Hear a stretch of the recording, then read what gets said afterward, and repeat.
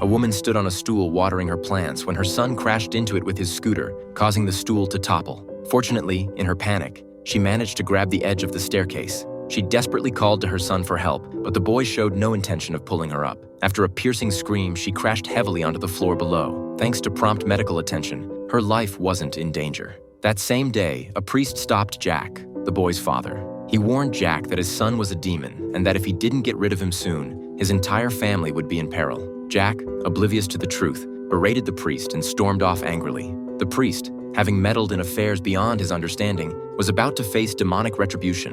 A lightning bolt struck the building, severing a steel rod from the roof that plunged downward, impaling the priest through his chest. The next day, Jack received an anonymous email with an attached photo showing the priest's gruesome death. Could the priest have been telling the truth? And who was this mysterious sender? Jack immediately went to the address provided in the email. The mysterious contact turned out to be a journalist who had recently captured some unusual photographs. In one photo, Jack's housekeeper had a strange white line around her neck, eerily corresponding to how she had died under mysterious circumstances. Initially, the journalist thought it was just a film defect, until he saw another photo showing the same white line piercing the priest's chest. The journalist realized this couldn't be coincidence, but Jack remained skeptical of such claims. The journalist then produced morgue photos of both the housekeeper and the priest, showing identical demonic markings on the inside of their thighs. To uncover the truth, Jack decided to visit the hospital where he had adopted the boy.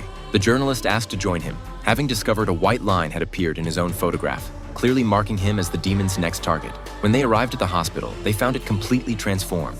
Shortly after Jack had left with the child years ago, a devastating fire had broken out. Only a handful of people survived, including the director who had encouraged Jack to adopt the boy. Jack immediately set out for the director's residence to investigate further. Meanwhile, a woman entered Jack's wife's hospital room producing a syringe. She injected air into the IV line.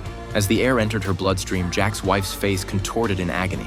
To avoid detection by the medical staff, the woman quickly disabled the monitoring equipment before silently leaving with the boy. News of his wife's death soon reached Jack, leaving him devastated.